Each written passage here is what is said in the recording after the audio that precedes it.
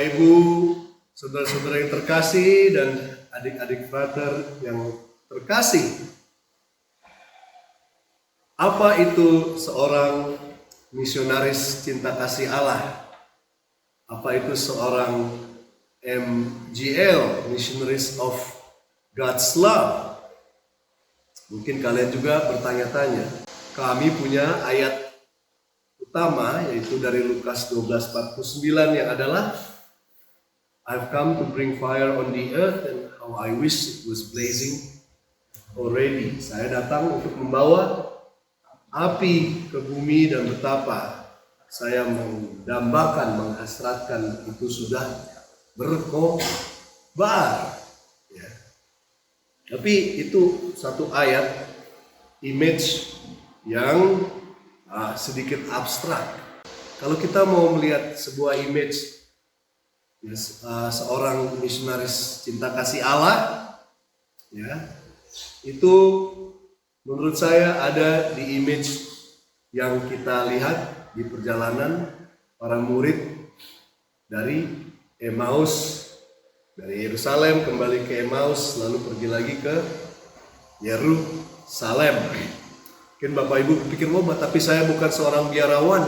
Ya, tapi kita semua adalah seperti Bapak Paulus mengatakan, misionaris cinta Allah, untuk membawa cinta Allah dalam keluarga kita, kepada diri kita sendiri, dan dimanapun kita berada. Itu adalah panggilan pembaptisan kita semua. Kami ini biarawan hanya sebagai tanda saja mengingatkan bahwa kita adalah semua misionaris cinta kasih Allah. Jadi adik-adik frater juga, apakah kalian akan berkau kekal sebagai misionaris cinta kasih Allah atau tidak? Tetap panggilan sebagai misionaris cinta kasih Allah itu ada dan mendasar dari pembaptisan kalian semua. Ya. Nah, image yang kita lihat di sini adalah kedua murid yang kecewa berat. Kecewa berat karena apa? Harapan mereka ya bahwa Yesus yang akan membebaskan itu, Mesias itu tidak sesuai dengan rencana dan gambaran mereka. Tidak sesuai ceritanya itu dengan cerita yang ada di kepala mereka. Oh, di bayangan di mereka ini ya, Tuhan Yesus ikut pemilu, lalu menjadi presiden, ya, raja, dan membebaskan bangsa. Ya. Mungkin kita juga berpikir, ya, siapa nanti yang akan jadi presiden, lalu akan membuat Indonesia jaya sekarang dan selama-lamanya. Bayangan kita mungkin, harapan kita adalah seperti itu. Tapi itu bukan jalan cerita Allah Bapa, jalan ceritanya Tuhan Yesus. Ya, kalau kita sebagai seorang pengarang, ya, bayangan dan imajinasi kita itu mungkin lebarnya segini, ya, tingginya segini. Tapi kalau sang penulis cerita abadi, dia punya jalan cerita, imajinasi dan gambarannya itu jauh lebih tinggi, jauh lebih dalam, jauh lebih seru, jauh lebih mengenaskan, ya, dan sulit bahkan kita untuk pahami. Di sini kembali kepada image seorang misionaris cinta kasih Allah. Image-nya itu adalah kita sebagai Tuhan Yesus yang berjalan bersama dengan mereka yang kecewa berat dalam hidup mereka. Ya. Berjalan pun tidak muncul sebagai seorang yang luar biasa, sebagai Tuhan Yesus sendiri datang kurang lebih menyamar. Ya, artinya dia seperti seorang yang dalam perjalanan yang sama. Kita semua nih dalam ziarah di dunia ini, dia pun seperti juga berjalan bersama mereka, sepertinya tidak tahu apa-apa yang terjadi. Artinya apa? Pertama-tama seorang misionaris cinta kasih Allah itu mendengarkan dulu bagaimana, ya, apa yang terjadi dalam situasi hidup orang-orang yang kita temui di perjalanan, orang-orang yang kita layani. Pertama, dia membuka telinganya dulu dan mendengarkan apa yang terjadi. Berpura-pura sepertinya tidak tahu, padahal kita tahu kurang lebih kehidupan kekecewaan manusia itu seperti apa. Tetap dia dengarkan dulu semua keluh kesah mereka, ya. Kita mendengarkan dahulu. Lalu kedua, ya memang dia katakan, habis itu dia katakan apa ya, kamu bodoh dan lamban hatimu. Bisa juga kalian katakan seperti itu, tapi dengan nada yang pasti, lembut. Nah, karena setelah itu barulah dia mulai bercerita. Cerita cinta Allah itu yang tertulis di Alkitab, itu dia tahu dari depan sampai belakang. Itulah kenapa kita tiap pagi itu kembali lagi kita harus bisa tidak hanya menguasai satu Alkitab itu, alur ceritanya dari depan sampai belakang, tapi juga merenungkannya sehingga kita menyerapi cerita itu sehingga dia menjadi sudah terintegrasi dari kita dan dia langsung keluar dengan kita, langsung masuk ke dalam cerita daripada orang-orang yang kita layani dan kita temui. Dia cerita bagaimana Yesus Sang Mesias harus menderita, bahkan harus mati dan bangkit lagi, dan semua tanda-tanda dari Nabi di awal sampai terakhir semua memberikan tanda-tanda itu bahwa Tuhan itu tidak hanya kebetulan saja anakku mati lalu mari kita bangkitkan. Tidak, itu cerita itu sudah direncanakan dari nabi ke nabi, itu sudah keluar semua ceritanya, dan sudah tanda-tandanya yang akan dipenuhi itu satu-satu dari yang detil sampai yang besar itu semua dipenuhi. Itu sudah rencana. Seperti kalau seorang pengarang itu dia sudah tahu ujungnya seperti apa, lalu dia mulai bercerita dari depan. Ya. Itu kita harus kuasai, makanya kita harus refleksikan ayat dan firman Tuhan yang tertulis itu dan begitu besar. Tapi hanya satu buku. Kalau zaman dulu, zamannya Tuhan Yesus itu tidak ada satu Alkitab di depan kita di rumah begitu. Susah itu, dia harus buka scrollnya itu, ya, dengarkan baik-baik di sinagoga.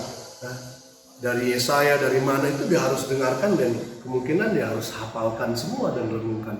Dia juga manusia yang juga belajar pelan-pelan dan mengingat semuanya itu.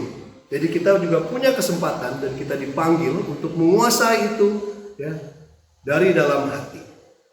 Lalu mereka mengundang Yesus untuk datang ke rumah mereka bersama dengan mereka.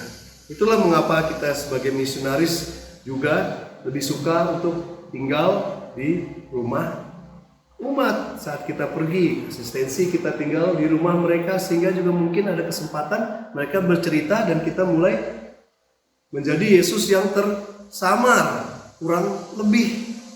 Lalu di situ Yesus memecahkan roti tanda dia merayakan Ekaristi. Makanya kita juga mau menjadi seorang imam. Kita juga sering merayakan misa harian di rumah umat. Tapi yang pasti kita tidak tinggal di situ terus. Yesus tiba-tiba menghilang. Tetapi apa yang terjadi di para murid yang dari Emmaus itu? Apa transformasi yang kita harapkan dari mereka? Transformasinya adalah hatinya yang tadinya hancur, lebur, kecewa, ya, itu setelah ditinggal oleh Tuhan Yesus menjadi apa? Kita dengar itu. Hati mereka berkobar-kobar. Hatinya berkobar-kobar. Itulah transformasi yang kita harapkan sebagai seorang misionaris cinta kasih Allah. Kenapa kita mengambil ayat, saya datang untuk membawa api ke dunia, dan betapa saya menambahkan api itu sudah berkobar. Berkobar di mana? Di kebun kita kan? Tidak. Berkobar di dunia itu di hati orang-orang yang dikasihi oleh Tuhan. Hati-hati yang tadinya apinya sudah kecil, api imannya itu sudah hampir mati, ya. Itu kita kobarkan kembali. Tuhan Yesus kipas lagi itu api sehingga hatinya itu berkobar-kobar. Makanya saya bilang ini image kita sebagai seorang misionaris cinta kasih Allah. Bagaimana kita berjalan bersama dengan umat dan orang-orang yang kita layani. Karena setiap orang yang mengencounter Tuhan Yesus itu mungkin tidak akan mengalami transformasi di dalam hati mereka. Ini sebuah encounter dengan Tuhan Yesus yang kita mau bawa melalui kita yang menjadi perpanjangan tangan dan kaki Tuhan Yesus, ya kan? Saya tidak punya kaki, saya tidak punya tangan selain Engkau. Ya, ada patungnya itu. Kalau kita pergi ke Nativitas di Naure itu ada patung Yesus yang tanpa tangan itu. Berarti kita adalah tangan dan kakinya Dia. Ya. Sebagai suatu contoh ya. Ini kenapa juga kita beradorasi, kita habiskan waktu juga bersama dengan Yesus, membiarkan Tuhan Yesus berjalan dengan kita, sehingga saat kita berjalan ya, aura kebersamaan dengan Tuhan Yesus itu ada. Kita dekat dengan Yesus sehingga orang yang jalan dengan kita dekat dengan Tuhan Yesus sendiri, ya kan? Nah, contoh saja, satu wanita ini, seorang muda, ya, dia dalam hidupnya itu hatinya sudah hancur lebur.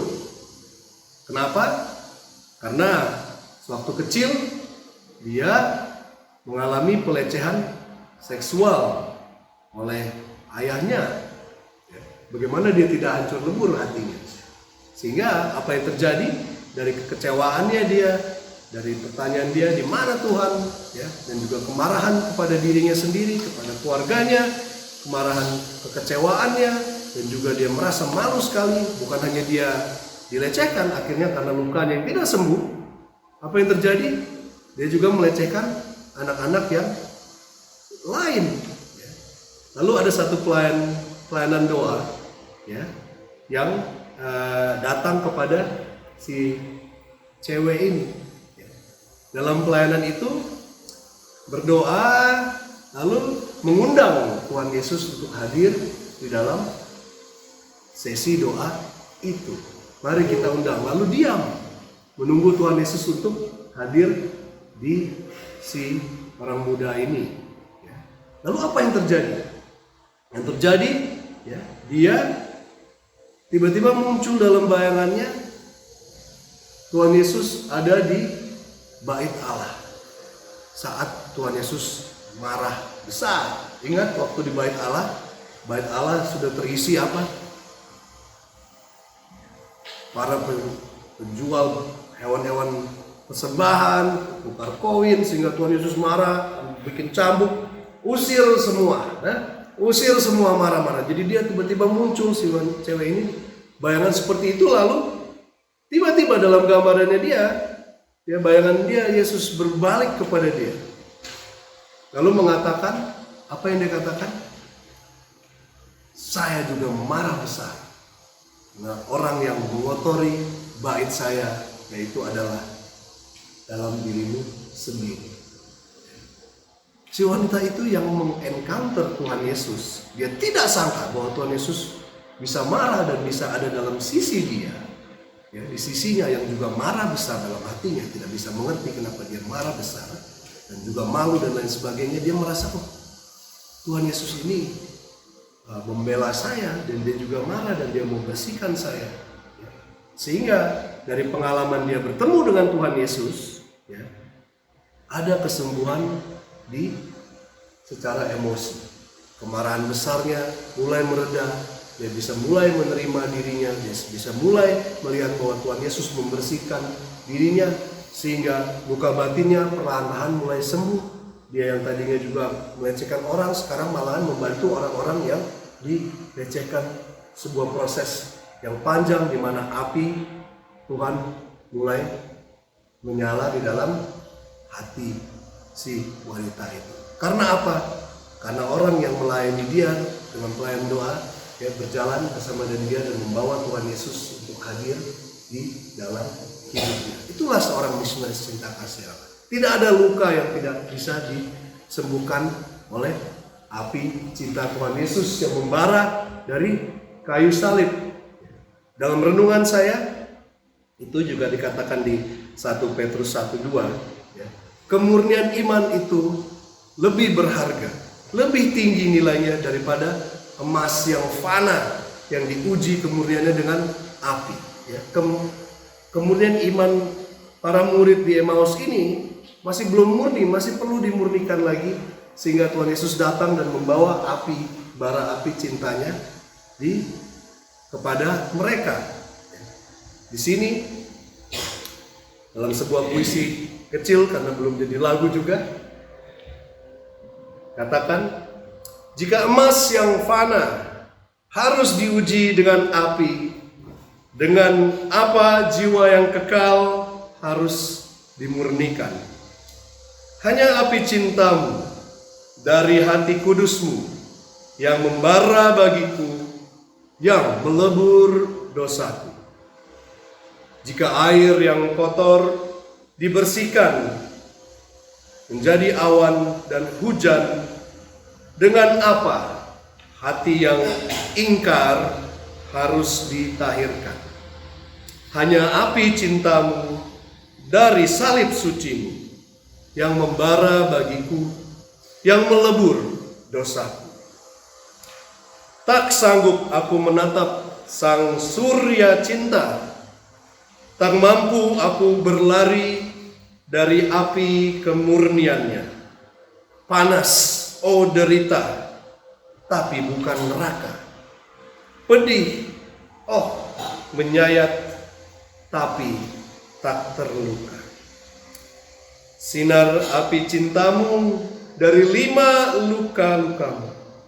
Sinar api cintamu tebus semua dosaku. Terang api cintamu tembus gelap gerhana hatiku. Terang api cintamu membalut luka batinku. Kobarkanlah api cintamu dalam hatiku, biarlah hidupku membara dengan api cintamu.